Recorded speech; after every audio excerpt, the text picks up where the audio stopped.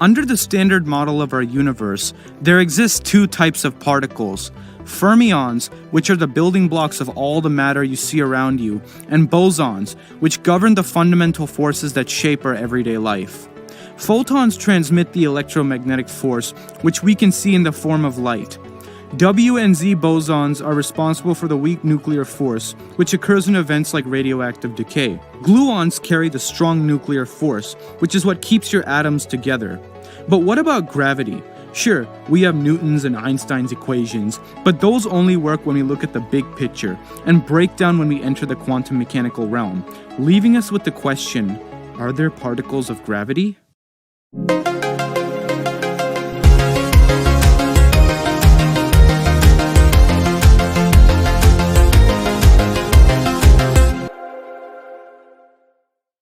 Going by the standard model, it makes sense that gravity should have a subatomic particle responsible for its presence in our everyday life, which scientists call the graviton. Now, there are two previous videos on this channel from about 3 to 4 years ago explaining the basics of gravitons for those who are new to the subject. Unfortunately, since the release of both of those videos, gravitons have still not been discovered. Why is this? Well, let's start off with the obvious. Gravity is a very weak force. In fact, it is the weakest of the 4 fundamental forces of the universe. Don't believe it? Consider how a magnet is able to pin a paper to a fridge surface, or how you can lift this book off the table despite the gravity from the entire Earth's mass pulling down on these objects. Also in the past, we've discussed how we need to build such large sensors and probes to detect faint signals of stuff like gravitational waves from colliding black holes, or the warping of space due to Earth's gravity. Just imagine the difficulty we're going to face when trying to detect the effects of gravity on something as small as an electron. Keeping this in mind, would it still be possible to detect even a single graviton? To answer that, we need to go back to 2015, where scientists at LIGO detected gravitational waves. To do this, LIGO built an apparatus in which an emitted laser beam was split and each half of the laser beam was then bounced off a mirror.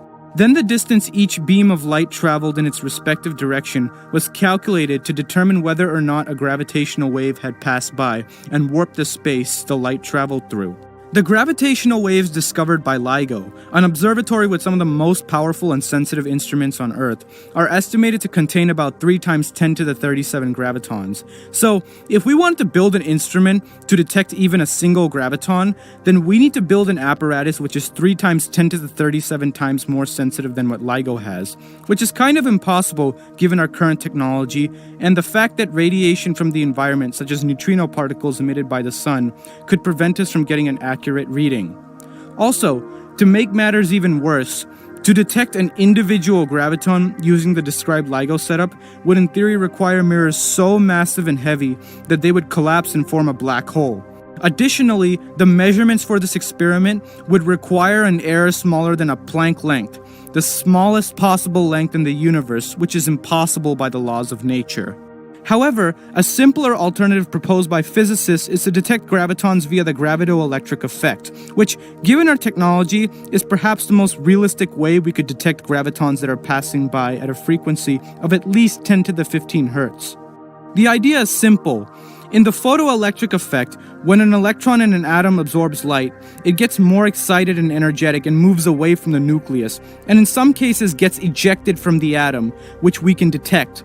The gravitoelectric effect is similar, except instead of photons, it's gravitons which are absorbed by the electron, putting it in a more energetic and excited state that we can measure. However, in order for an electron or particle to be excited by a graviton, it needs to surpass the absorption cross-section, which is basically the probability of absorbing a given particle, expressed in terms of area, with a smaller number meaning it's harder to detect, since it doesn't interact with matter as much. Neutrinos, which are famous for hardly interacting with any form of matter, have a cross-section of about 10 to the negative 45 centimeters squared.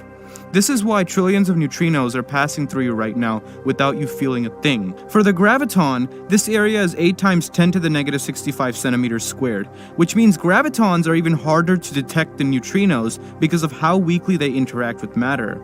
This is also why we have to make sure a graviton detector filters out neutrinos from the readings. In fact, because of the weakness of gravity as a force, any potentially viable solution involves sensors which are way too massive or would take billions of years before detecting even a single graviton. Due to this, unfortunately, the question of whether gravitons exist or not is simply something that can't currently be answered, simply due to the lack of technology to gather evidence. But that doesn't mean that future technological breakthroughs allowing us to do so may not happen. So, let's say gravitons were discovered. What would happen? Well, it would not only be the greatest discovery in physics of all time, but would fundamentally change how scientists understand gravity on a classical and quantum mechanical level, and even open up the door to us taking a closer look at other possibilities in physics like string theory. And like any other advance in human history, the discovery of gravitons would lead to further research and development, potentially leading to technology that manipulates gravitons, which would admittedly make for an awesome utopia. Of course, despite the scientific community's deep desire to find the elusive graviton, it's important we keep an open mind regardless of whether gravitons exist or not when learning about the secrets of the universe, as anything could be a possibility. And always remember, what we want reality to be is different from what reality is. Otherwise, it wouldn't be reality. As always, don't stop exploring, and don't forget to stay tuned for more science videos.